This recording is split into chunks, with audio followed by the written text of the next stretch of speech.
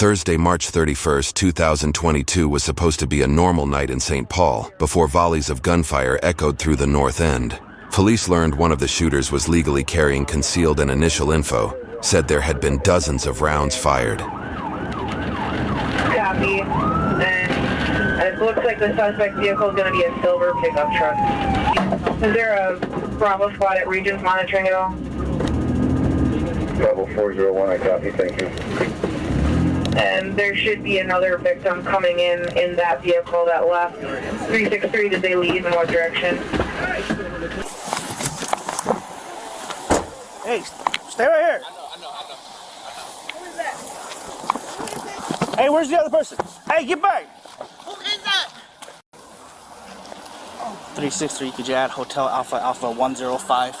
Looks like they got one person in their car. They all came with us. Stay right there.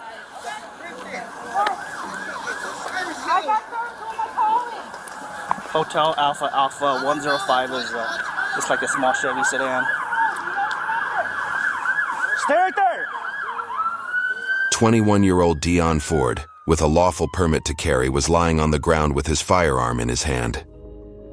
Ford was an ex-Central High School basketball and football player who had helped his team win 22 matches, including tough ones against Minneapolis North. After graduating from Central High, Ford played passionately and participated in junior college in North Dakota and Wyoming. He pursued an engineering major at Augsburg University in Minneapolis. Ford was a bright child, and naturally people around him, including his coaches, parents, and colleagues, had high hopes for him and his promising future. His friends organized multiple charity drives to honor his life, while the community launched the Dion Ford Scholarship to help aspiring athletes like Ford in their careers. Yet, one question remained. Who killed this young man? Let's go back to the Maryland supermarket on Thursday, March 31st, when two men were suspiciously following Ford. Detectives got their first break in the case when they found Ford on security camera footage from the market near where he was shot. Ford went inside a nearby restaurant with the two suspects who followed him inside the market, still hot on his trail. Their intentions became all too clear when Ford walked over to his Chevy Cobalt on the street outside, and one of the suspects followed from behind. He initially started talking to Ford lightly. However, the CCTV footage showed that his hand was inside his pocket. Shortly after, Ford backed away. The suspect leaned inside his vehicle, possibly searching for something. It was clear to Ford he was about to be robbed or carjacked. This was when Ford decided he wasn't about to let a random robber get his way with him, and did something that would ultimately cost him his life. In this case, the good guy managed to get the first shot off and successfully strike his target. Unfortunately, that would not be the end of the story. The suspect fell to the ground. Pulling out his handgun, he started shooting blindly at Ford. Although Ford tried defending himself, he was shot in the head. Ford instantly fell to the ground and lost consciousness. As if that wasn't enough for the suspect, he shot Ford an additional 13 times. As Ford lay there lifeless, a Chevrolet Cruze stopped nearby and outwalked a man who then fired more shots at Ford, while the suspect was being helped back into the Chevy Cruze. At 9:15 p.m., Ramsey County authorities received multiple calls from Maryland Avenue with the same information. There was a male bleeding to death in front of them.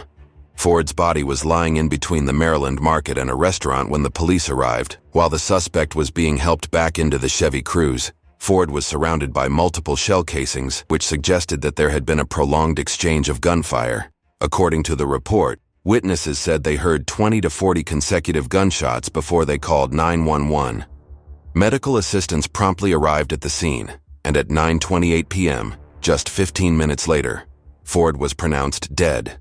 The officers stopped the Cruze from escaping and found the injured suspect inside, who was transported to Regions Hospital due to his critical condition. The officers also searched the vehicle for any weapons, but they didn't find any. They say both men pulled guns out of their pockets and started shooting at each other, and according to the criminal complaint, when they arrived on the scene, they found the men on the ground. Witnesses reported hearing 20 to 40 shots.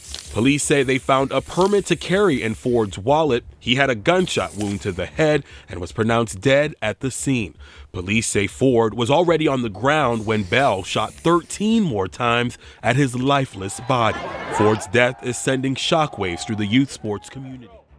On April 4th, 2022, Ramsey County authorities issued an arrest warrant for 21-year-old D'Angelo Dampier, the carjacker's accomplice who pulled up on the shooting scene and fired more rounds at Ford. Dampier revealed that the Chevrolet Cruze belonged to his girlfriend Vivian, who drove Dampier and his brother, 23-year-old Xavion Tyrese Bell, to the supermarket. When Vivian backs in, you guys get out, you go into the store first, right? And then you go to the restaurant. Yep. And then you run into this other gentleman that was involved in this. Do you know his name? You don't know? Okay. All right. His name was Mr. Ford. Dion? Do you know Dion Ford? Have you ever seen him before? No, but I just figured out who he hangs around. Okay. All right. When asked about Ford, Dampier said he didn't know who he was or why they were following him. He also claimed that Bell didn't know Ford before the incident. And some of the things I find you being very truthful, and some things you're not being truthful about. Now remember, we watched a lot of video. Okay? And you run back to the car because why? I heard the shot. Okay. So what does shots mean to you? I mean, I don't know, it's just like, I felt something in I just felt a weird feeling. Because I didn't know who was getting shot at or who was shooting. I just had that feeling. It's like my body told me go back to the store. And that's when I seen them two laid out on the floor. So I helped my brother up. I told her to help me call somebody to do something, trying to take him to the hospital. And told me he couldn't move or nothing. And yeah. okay. So you had a weird feeling. Because generally when you hear shots fired in the neighborhood, which I'm sure you do, you don't run towards them, do you? No. Well, it depends. If one of my homies or it's one of my brothers is in that spot, I'm going to go back. But if it's like all my people with me, I'm not going to go back. I don't care. Okay. So he hands you a gun or a phone? Yeah. Okay. And what do you do with that object? You put it in your sweatshirt, you said? Yeah. Okay. What's the plan with that object? What are you going to do with it? Try to protect your brother? I guess so. Did you ever hide it in the car, or you always kept it in your sweatshirt? No, I took it. Okay, you took it with you. I don't know. What did you do with that gun? I don't really remember. I either tossed it or, I don't know, somebody took it from me while I put it down or some shit like that, because I went to the house that night.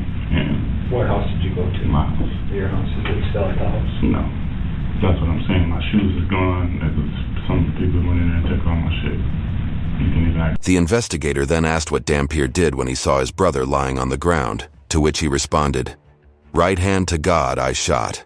Dampier initially told the police that he shot 5 to 6 times, but he later confessed that he emptied his entire 9mm when he reached the scene. Towards the end, Dampier expressed his frustration at how Ford was being made out to be the innocent citizen who tragically died, and they are being blamed as murderers. After a thorough investigation, Dampier was charged with possessing a firearm, aiding a criminal and second-degree murder on March 31st, alongside illegal possession of a gun. On February 1st, 2023, justice was finally served as Ramsey County Judge Andrew Gordon sentenced Dampier, the second shooter, to 25 years imprisonment. The state had initially requested 367 months, which would have been the maximum under state sentencing guidelines, while Dampier asked the judge for 15 years.